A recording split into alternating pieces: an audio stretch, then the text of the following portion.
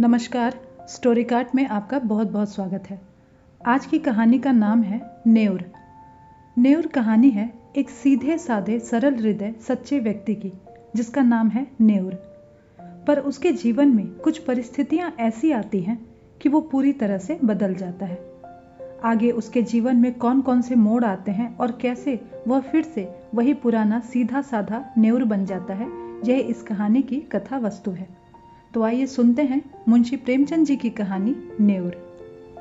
आकाश में चांदी के पहाड़ भाग रहे थे, टकरा रहे थे, गले मिल रहे थे, जैसे सूर्य मेघ संग्राम छिड़ा हो। कभी छाया हो जाती थी, कभी तेज धूप चमक उठती थी। बरसात के दिन थे, उमस हो रही थी, हवा बंद हो गई थी। गांव के बाहर कई मजदूर एक खेत की मेड़ बांध रहे थे। नंगे बदन, पसीने में तर, कचनी कसे हुए, सब के सब फावड़े से मिट्टी खोदकर मेड़ पर रखते जाते थे। पानी से मिट्टी नरम हो गई थी। गोबर ने अपनी कानी आंख मटका कर कहा, अब तो हाथ नहीं चलता, भाई गोल भी छूट गया होगा, चबेना कर लें। नेउर ने हंस कर कहा, यह मेड़ तो पूरी कर लो, फिर चबेना कर लेना, मैं तो तुमसे पहले आया। दोनों ने सिर पर झोवा उठाते हुए कहा, तुमने अपनी जवानी में जितना घी खाया होगा नेउर दादा, उतना तो अब हमें पानी भी नहीं मिलता। नेउर छोटे डील का गठीला, काला, फुर्तीला आदमी था। उम्र 50 से ऊपर थी, मगर अच्छे अच्छे नौजवान उसके बराबर मेहनत न कर सकते थे। अभी 2-3 साल पहले तक उसने कुश्ती लड़ना छोड़ दिया था। गोबर, तुमसे तमाकू पिए बिना कैसे रहा जाता है नेउर दादा? यहाँ तो चाहे रोटी ना मिले, लेकिन तमाकू के बिना रहा नहीं जाता। दीना, तो यहाँ से आकर रोटी बनाओगे दादा? बुधिया कुछ नहीं करती, हमसे तो दादा ऐसी मेहरिया से एक दिन भी ना पटे। नेउर के पिचक खिचड़ी मूछों से ढके मुख पर हास्य की स्मित रेखा चमक उठी, जिसने उसकी कुरूपता को भी सुंदर बना दिया। बोला, जवानी तो उसी के साथ कटी है बेटा, अब उसे कोई काम नहीं होता तो क्या करूं? गोबर, तुमने उसे सिर चढ़ा रखा है, नहीं तो काम क्यों नहीं करती? मजे से खाट पर बैठी चिलम पीती रहती है और सारे गांव से लड़ा करती है। तुम बूढ़े हो गए हो, लेकिन वह तो अब भी जवान बनी है। दीना, जवान औरत उसकी क्या बराबरी करेगी? सिंदूर, टिकुली, काजल, मेहंदी में तो उसका मन बसता है। बिना किनारदार रंगीन धोती के उसे कभी देखा ही नहीं, उस पर गहनों से भी जी नहीं भरता। तुम गऊ हो, इससे निबाह हो जाता है, नहीं तो अब तक गली गली ठोकरे खाती होती। गोबर, मुझे तो उसके बनाव श्रृंगार पर गुस्सा आता है। कात कुछन करेगी, पर खाने पीने को अच्छा ही चाहिए। नेउर, तुम क्या जानो बेटा, जब वह आई थी तो मेरे घर 7 हल की खेती होती थी, रानी बनी बैठी रहती थी। जमाना बदल गया तो क्या हुआ, उसका मन तो वही है। घड़ी भर चूल्हे के सामने बैठ जाती है तो आंखें लाल हो जाती हैं और मुंह थाम कर पड़ जाती है। मुझसे तो यह देखा नहीं जाता। इसी दिन रात के लिए तो आदमी शादी ब्याह करता है, और इसमें क्या रखा है? यहाँ से जाकर रोटी बनाऊंगा, पानी लाऊंगा, तब 2 कौर खाएगी, नहीं तो मुझे क्या था, तुम्हारी तरह 4 फंकी मारकर 1 लोटा पानी पी लेता। जब से बिटिया मर गई है तब से वह और भी लस्त हो गई है। यह बड़ा भारी धक्का लगा है उसे। माँ की ममता हम और तुम क्या समझेंगे बेटा? पहले तो कभी डांट भी देता था, अब किस मुंह से डांटूं? दीना, तुम कल पेड़ पर काहे चढ़े थे? अभी गुलर कौन पकी है? नेउर, उस बकरी के लिए थोड़ी पत्ती तोड़ रहा था। बिटिया को दूध पिलाने को बकरी ली थी, अब बुढ़िया हो गई है, लेकिन थोड़ा दूध दे देती है। उसी का दूध और रोटी बुधिया का आधार है। घर पहुंचकर नेउर ने लोटा और डोर उठाया और नहाने चला कि स्त्री ने खाट पर लेटे लेटे कहा, इतनी देर क्यों कर दिया करते हो? आदमी काम के पीछे परान थोड़े ही देता है। जब मजूरी सबके बराबर मिलती है तो क्यों काम के पीछे मरते हो? नेउर का अंतःकरण एक माधुर्य से सराबोर हो गया। उसके आत्मसमर्पण से भरे हुए प्रेम में मैं की गंध भी तो नहीं थी। कितना स्नेह, और किसके और किसे उसके आराम की इतनी चिंता है? उसके मरने जीने की चिंता है। फिर क्यों न वह अपनी बुधिया के लिए मरे? बोला, तो उस जन्म में कोई देवी रही होगी। बुधिया, सच अच्छा, रहने दो यह चापलूसी। हमारे आगे अब कौन बैठा हुआ है जिसके लिए इतनी हाय हाय करते हो? नेउर गज भर की छाती लिए स्नान करने चला गया। लौटकर उसने मोटी मोटी रोटियां बनाई, आलू चूल्हे में डाल दिए, उनका भुर्ता बनाया। फिर बुधिया और वो दोनों साथ साथ खाने बैठे। बुधिया, मेरी जात से तुम्हें कोई सुख न मिला। पड़े पड़े खाती हूँ और तुम्हें तंग किया करती हूँ। इससे तो कहीं अच्छा था कि भगवान मुझे उठा लेते। भगवान आवेंगे तो कहूँगा कि पहले मुझे ले चलो, तब इस सूनी झोपड़ी में कौन रहेगा भला? तुम ना रहोगे तो मेरी क्या दशा होगी? यह सोचकर मेरी आंखों में अंधेरा छा जाता है। मैंने कोई बड़ा पुण्य किया था कि तुम्हें पाया था, और किसी के साथ भला मेरा क्या निबाह होता? ऐसे मीठे संतोष के लिए नेउर क्या नहीं कर डालना चाहता था। आलसिन, लोभिन, स्वार्थिन बुढ़िया अपनी जीभ पर केवल मिठास रखकर नेउर को नचाती थी, जैसे कोई शिकारी कटिए में चारा डालकर मछली को खिलाता है। पहले कौन मरे, इस विषय पर आज यह पहली ही बार बातचीत नहीं हुई थी। इससे पहले भी कितनी ही बार यह प्रश्न उठा था और यूं ही छोड़ दिया गया था। लेकिन न जाने क्यों नेउर ने अपनी डिग्री कर ली थी और उसे निश्चय था कि पहले मैं जाऊंगा। उसके पीछे भी बुधिया जब तक रहे आराम से रहे, किसी के सामने हाथ ना फैलाए। इसीलिए वह मरता रहता था, जिससे हाथ में 4 पैसे जमा हो जाए। कठिन से कठिन काम जिसे कोई नहीं कर सके, नेउर करता। दिन भर फावड़े कुदाल का काम करने के बाद रात को वह ऊँख के दिनों में किसी की ऊँख पेड़ता या खेतों की रखवाली करता। लेकिन दिन निकलते जाते थे और जो कुछ कमाता था वह भी निकला जाता था। बुधिया के बगैर वह जीवन नहीं, इसकी तो वह कल्पना भी नहीं कर सकता था। लेकिन आज की बातों ने नेउर को सशंक कर दिया। जल में एक बूंद रंग की भांति यह शंका उसके मन में समाकर अति रंजित होने लगी। गांव में नेउर को काम की कमी नहीं थी, पर मजदूरी वही मिलती थी जो अब तक मिलती आई थी। इस मंदी में वह मजदूरी भी नहीं रह गई थी। एकाएक गांव में एक साधु कहीं से घूमते फिरते आ निकले और नेउर के घर के सामने ही पीपल की छाह में उनकी धुनी जल गई। गांव वालों ने अपना धन्य भाग समझा। बाबा जी का सेवा सत्कार करने के लिए सभी जमा हो गए। कहीं से लकड़ी आ गई, कहीं से बिछाने को कंबल, कहीं से आटा और दाल। नेउर के पास क्या था? बाबा जी के लिए भोजन बनाने की सेवा उसने ले ली। चरस आ गई, दम लगने लगा। 2-3 दिनों में ही बाबा जी की कीर्ति फैलने लगी। वह आत्मदर्शी हैं, भूत भविष्य बता देते हैं। लोभ तो छू नहीं गया, पैसा हाथ से नहीं छूते और भोजन भी क्या करते हैं। 8 पहर में 1-2 बाटियां खा ली, लेकिन मुख दीपक की तरह दमक रहा है। कितनी मीठी बानी है। सरल हृदय नेउर बाबा जी का सबसे बड़ा भक्त था। उस पर कहीं बाबा जी की दया हो गई तो वह पारस ही हो जाएगा, सारा दुख दलिद्र मिट जाएगा। भक्तजन एक एक करके चले गए थे। खूब कड़ाके की ठंड पड़ रही थी। केवल नेउर बैठा बाबा जी के पांव दबा रहा था। बाबा जी ने कहा, बच्चा, संसार माया है, इसमें क्यों फंसे हो? नेउर ने नतमस्तक होकर कहा, अज्ञानी हूं महाराज, क्या करूं? स्त्री है, उसे किस पर छोड़ूं? तू समझता है तू स्त्री का पालन करता है, और कौन सहारा है उसे बाबा जी? ईश्वर कुछ नहीं है, तू ही सब कुछ है। नेउर के मन में जैसे ज्ञान उदय हो गया। तू इतना अभिमानी हो गया, तेरा इतना दिमाग, मजदूरी करते करते जान जाती है और तू समझता है कि मैं ही बुधिया का सब कुछ हूं। प्रभु जो संसार का पालन करते हैं तो उनके काम में दखल देने का दावा करता है। उसके सरल हृदय में आस्था की ध्वनि सी उठकर उसे धिक्कारने लगी। बोला, अज्ञानी हूं महाराज। इससे ज्यादा वह कुछ कह न सका। आंखों से दीन विषाद के आंसू गिरने लगे।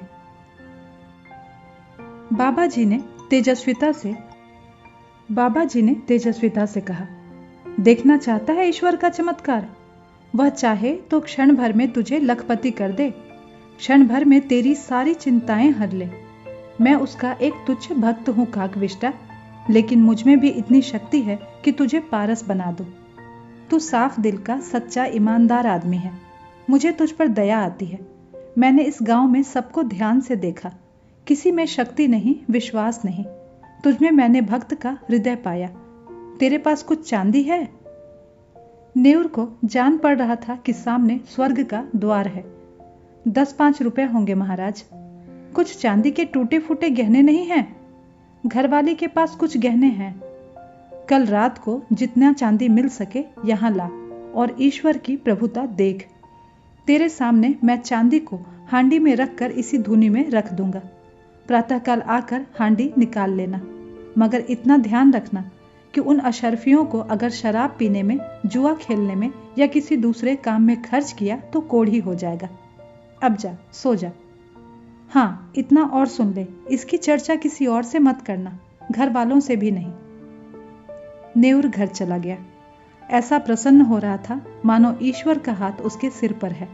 रात भर उसे नींद नहीं आई।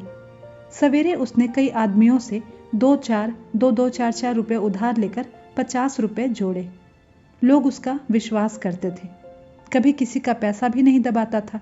वादे का पक्का, नियत का साफ। रुपए मिलने में दिक्कत ना हुई। 25 रुपए उसके पास थे। बुढ़िया से अब गहने कैसे ले? चाल चली, तेरे गहने बहुत मैले हो गए हैं, खटाई से साफ कर ले। रात भर खटाई में रहने से नए हो जाएंगे। बुढ़िया चकमे में आ गई।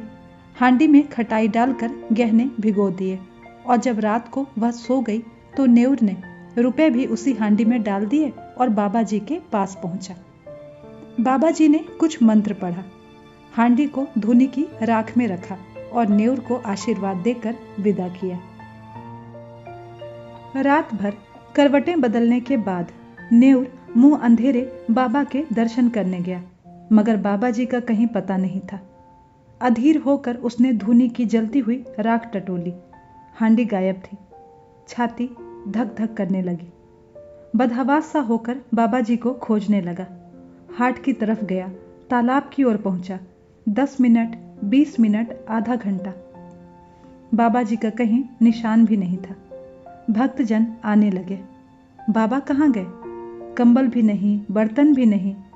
भक्तों ने कहा, रमते साधुओं का क्या ठिकाना, आज यहाँ कल वहाँ, एक जगह रहे तो साधु कैसे?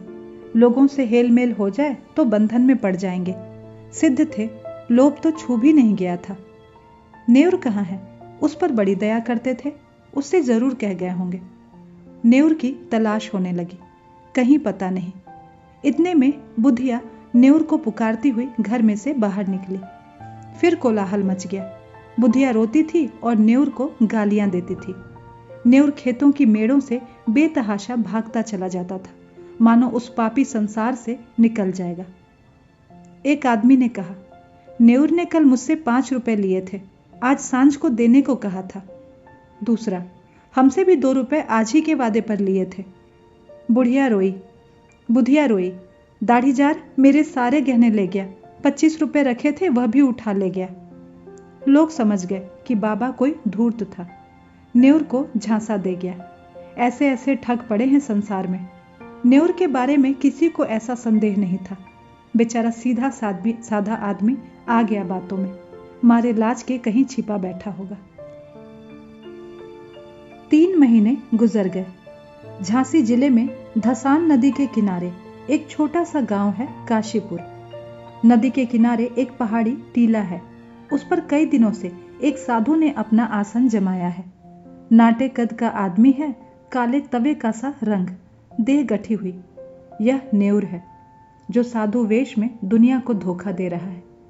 वही सरल निष्कपट नेउर है, जिसने कभी पराये माल की ओर आंख भी नहीं उठाया, जो पसीना की रोटी खाकर मग्न रहता था। घर की, गांव की और बुधिया की याद एक क्षण भी उसे नहीं भूलती। इस जीवन में फिर कोई दिन ऐसा आएगा कि वह अपने घर पहुंचेगा और फिर उस संसार में हंसता खेलता अपनी छोटी छोटी चिंताओं और छोटी छोटी आशाओं के बीच आनंद से रहेगा। वह जीवन कितना सुखमय था। जितने थे सब अपने थे, सभी आदर करते थे, सहानुभूति रखते थे। दिन भर की मजदूरी, थोड़ा सा अनाज या थोड़े से पैसे लेकर घर आता था तो बुधिया कितने मीठे स्नेह से उसका स्वागत करती थी। वह सारी मेहनत, सारी थकावट जैसे उसे मिठास में सनकर और मीठी हो जाती थी। हाय, वे दिन फिर कब आएंगे? न जाने बुधिया कैसे रहती होगी। कौन उसे पान की तरह फेरेगा? कौन उसे पकाकर खिलाता होगा? घर में पैसा भी तो नहीं छोड़ा था, गहने तक डुबो दिए। तब उसे क्रोध आता था, और उस बाबा जी को अगर वह पा जाए तो कच्चा ही खा जाए। हाय लोभ, लोभ। उसके अनन्य भक्तों में एक सुंदरी युवती भी थी, जिसके पति ने उसे त्याग दिया था। उसका बाप फौजी पेंशनर था। एक पढ़े लिखे आदमी से लड़की का विवाह किया था, लेकिन लड़का माँ के कहने में था और युवती की अपनी सास से बिल्कुल न पटती थी। वह चाहती थी कि शौहर के साथ सास से अलग रहे, लेकिन शौहर अपनी माँ से अलग रहने पर राजी नहीं हुआ, तो वह रूठकर मैके चली आई। तब से 3 साल हो गए थे और ससुराल से एक बार भी बुलावा नहीं आया और ना ही पतिदेव ही आए। युवती किसी तरह अपने पति को अपने वश में कर लेना चाहती थी। महात्माओं के लिए किसी का दिल फेर देना ऐसा क्या मुश्किल है? हाँ, बस उनकी दया होनी चाहिए। एक दिन उसने एकांत में बाबा जी से अपनी विपत्ति कह सुनाई।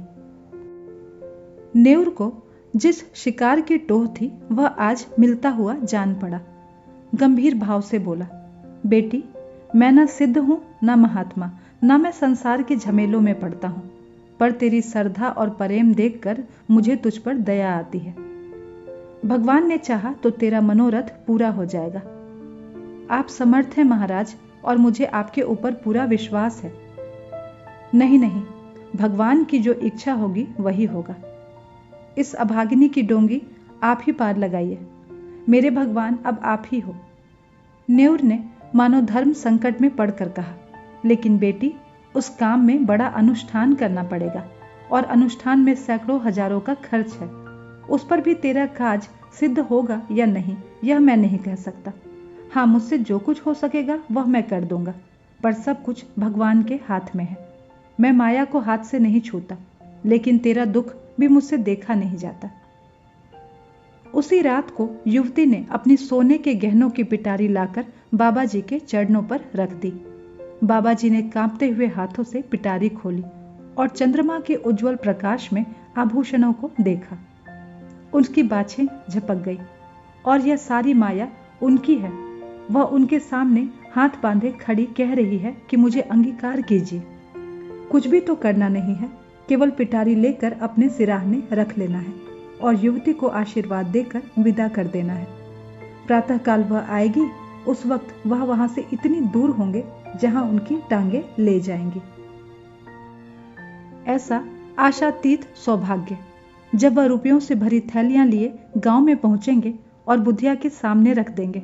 ओह, इससे बड़े आनंद की वह कल्पना भी नहीं कर सकते। लेकिन न जाने क्यों इतना जरा सा काम भी उनसे नहीं हो सकता था। वह पिटारी को उठाकर अपने सिराहने कंबल के नीचे दबाकर नीचे नहीं रख सकता है। कुछ नहीं, पर उसके लिए असूझ है, असाध्य है। वह उस पिटारी की ओर हाथ भी नहीं बढ़ा सकता है। इतना कहने में कौन सी दुनिया उल्टी जाती है कि बेटी, इसे उठाकर इस कंबल के नीचे रख दो, जबान तो नहीं कट जाएगी। मगर अब उसे मालूम होता है कि जबान पर भी उसका काबू नहीं है। आंखों के इशारे से भी यह काम हो सकता है, लेकिन इस समय आंखें भी बगावत कर रही हैं। मन का राजा इतने मंत्रियों और सामंतों के होते हुए भी अशक्त है, निरीह है। लाख रुपए की थैली सामने रखी हो, नंगी तलवार हाथ में हो, गाय मजबूत रस्सी के साथ बंधी हुई हो, पर फिर भी क्या उस गाय की गर्दन पर उसके हाथ उठेंगे? कभी नहीं। कोई उसकी गर्दन भले ही काट ले, वह गौ हत्या नहीं कर सकता। वह परित्यक्ता उसे उसी गौ की हत्या उसी गौ की तरह लग रही थी। जिस अवसर को वह 3 महीने से खोज रहा है, उसे पाकर आज उसकी आत्मा कांप रही है। तृष्णा किसी वन्य जंतु की भांति अपने संस्कार से आखेट प्रिय है, लेकिन जंजीरों से बंधे बंधे उसके नख गिर गए हैं और दांत कमजोर हो गए हैं। उसने रोते हुए कहा, बेटी, इस पिटारी को उठा ले जाओ। मैं तुम्हारी परीक्षा ले रहा था। तुम्हारा मनोरथ जरूर पूरा हो जाएगा। चांद नदी के पार वृक्षों की गोद में विश्राम कर चुका था।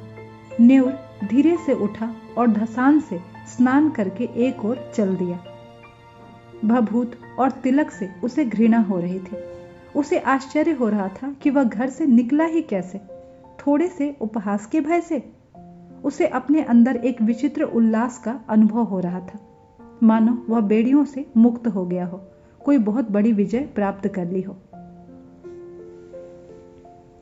8वें दिन नेउर गांव पहुंच गया। लड़कों ने दौड़कर उछल कूदकर उसका स्वागत किया। एक लड़के ने कहा, काकी तो मर गई दादा। नेउर के पांव जैसे बंध गए, मुंह के दोनों कोने नीचे झुक गए। दीन विषाद आंखों में चमक उठा। कुछ बोला नहीं, कुछ पूछा भी नहीं। पल भर जैसे निस्संग होकर खड़ा रहा, फिर बड़ी तेजी से अपनी झोपड़ी की ओर चला। बालक वृंद भी उसके पीछे दौड़े, मगर उनकी शरारत और चंचलता भाग चली थी। झोपड़ी खुली पड़ी थी। बुधिया की चारपाई जहां की तहां थी। उसकी चिलम और नारियल ज्यों के त्यों धरे हुए थे। एक कोने में 2-4 मिट्टी और पीतल के बर्तन पड़े हुए थे। लड़के बाहर ही खड़े रह गए। झोपड़ी के अंदर जाएं कैसे? वहां बुधिया बैठी थी। गांव में भगदड़ मच गई। नेउर दादा आ गए। झोपड़ी के द्वार पर भीड़ लग गई। प्रश्नों का तांता बन गया। तुम इतने दिनों कहाँ थे दादा? तुम्हारे जाने के बाद तीसरे ही दिन काकी चल बसी। रात दिन तुम्हें गालियां देती थी, मरते मरते तुम्हें गरियाती ही रही। तीसरे दिन आए तो यहीं उसकी लाश पड़ी थी। तुम इतने दिन कहाँ रहे? नेउर ने कोई जवाब नहीं दिया, केवल शून्य निराश करुण आहत नेत्रों से लोगों की ओर देखता रहा, मानो उसकी वाणी हर ली गई है। उस दिन से किसी ने उसे बोलते या रोते हंसते नहीं देखा। गांव से आध मील पर पक्की सड़क है, अच्छी आमदरफ्त है। नेउर बड़े सवेरे जाकर सड़क के किनारे एक पेड़ के नीचे बैठ जाता है। किसी से कुछ मांगता नहीं, पर राहगीर कुछ न कुछ स्वयं ही दे देते हैं, चबेना, अनाज, पैसे। संध्या समय वह अपनी झोपड़ी में आ जाता है, चिराग जलाता है, भोजन बनाता है, खाना खाता है और उसी खाट पर पड़ा रहता है। उसके जीवन में जो एक संचालक शक्ति थी वह लुप्त हो गई है। अब वह केवल जीवधारी है। कितनी गहरी मनोव्यथा है। गांव में प्लेग आया, लोग घर छोड़ छोड़कर भागने लगे। नेउर को अब किसी की परवाह नहीं थी, न किसी को उससे भय था, न प्रेम। सारा गांव भाग गया। नेउर अपनी झोपड़ी से न निकला और आज भी वह उसी पेड़ के नीचे सड़क के किनारे उसी तरह मौन बैठा हुआ नजर आता है, निश्चेष्ट, निर्जीव। तो दोस्तों, ये थी मुंशी प्रेमचंद जी की कहानी नेउर। आशा करती हूँ आपको ये कहानी जरूर अच्छी लगी होगी। अगर अच्छी लगी है तो जरूर लाइक कीजिए और ऐसी ढेरों कहानियां सुनने के लिए हमारे चैनल को सब्सक्राइब भी जरूर कीजिए। धन्यवाद।